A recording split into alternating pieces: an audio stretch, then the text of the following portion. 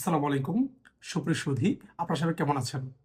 আশা করি আপনারা সবাই নিশ্চয়ই ভালো আছেন। সম্প্রতি সময়ে আমাদের সোশ্যাল মিডিয়াতে একটি বিষয় নিয়ে বেশ আলোড়ন সৃষ্টি হয়েছে। সেটি হলো দ্বিতীয় বিবাহ করার ক্ষেত্রে প্রথম স্ত্রীর অনুমতি নেওয়া বাধ্যতামূলক কিনা। এবং আমাদের মহামান্য হাইকোর্ট ডিভিশন একটি রিটের প্রেক্ষিতে দ্বিতীয় বিবাহের ক্ষেত্রে প্রথম স্ত্রীর যেই সরাসরি অনুমতি সেটির প্রয়োজন নয় বলে একটা রায় দিয়েছেন। সেটি নিয়েই নেটিজেনরা অনেক মন্তব্য ছড়াচ্ছেন। চলুন আমাদের মুসলিম পারিবারিক আইন অধ্যাদেশ 1961 অনুযায়ী আমরা এই পলিগেমি বা বহুবিবাহের বিষয়টি আলোচনা করি। মূলত আমাদের মুসলিম পারিবারিক আইন অধ্যাদেশের যে 6 ধারা বা বহু বিবাহের যে প্রথা রয়েছে, সেইখানে কোনো পুরুষ যদি প্রথম স্ত্রী থাকা সাপেক্ষে দ্বিতীয় বিবাহ করিতে চায়, তাহলে তাকে ইউনিয়ন পরিষদের যে চেয়ারম্যান আছে তার নিকট আবেদন করতে হবে।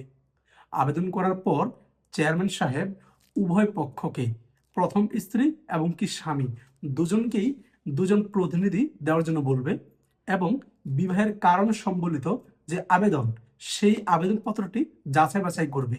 যদি বিয়েটি করা প্রয়োজন বা যৌক্তিক হয়, তাহলে সালিসি পরিষদ অনুমতি প্রদান করবে।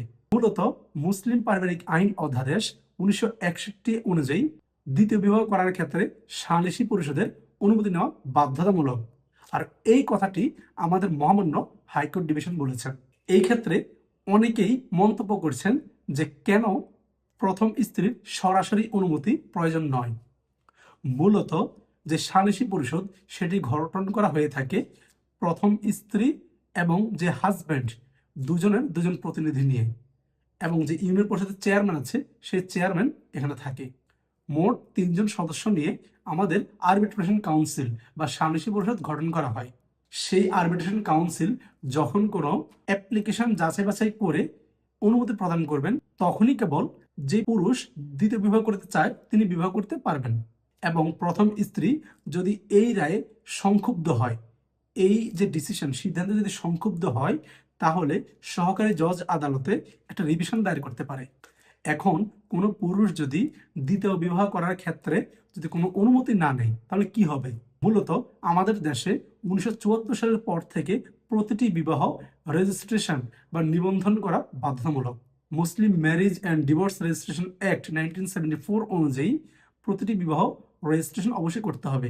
যদি কোনো পুরুষ সালিসি পরিষদের অনুমতি ব্যতীত কোনো বিবাহ করে, তাহলে সে তার বিয়েটি রেজিস্ট্রেশন করতে পারবে না এবং শাস্তি হিসেবে 1 বছরের কারাদণ্ড বা 10,000 টাকা বা উভয় দণ্ডে দণ্ডিত হতে পারে।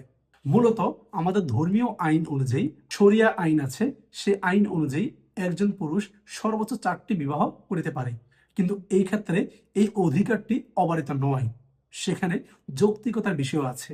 যে পুরুষ অধিক বিবাহ করতে চায়, সে যদি একের অধিক স্ত্রীকে সমানভাবে সবার প্রতি যদি সে ন্যায়পরায়ণতা এবং সমতা নিশ্চিত করতে পারে, তবেই কেবল সে বিবাহ করতে পারবে। ফর এক্সাম্পল, আপনি 2টি বিবাহ করিলেন। প্রথম স্ত্রীকে আপনারা রাখলেন গ্রামে, আর দ্বিতীয় স্ত্রীকে আপনারা রাখলেন গুলশানের কোনো একটি বিলাসবহুল ফ্ল্যাটে। সেটা কিন্তু সমতা নিশ্চিত হলো না। তো এই ক্ষেত্রে আমাদের যে দ্বিতীয় বিবাহের বিষয়টি, সেক্ষেত্রে কিছু বাধা নিষেধ অবশ্যই আছে। আপনাকে অবশ্যই সালিসি পরিষদের অনুমতি লাগবে এবং আপনি যদি সমতা নিশ্চিত করতে পারেন, তবেই কেবল আপনি একের অধিক বিবাহ করতে পারবেন।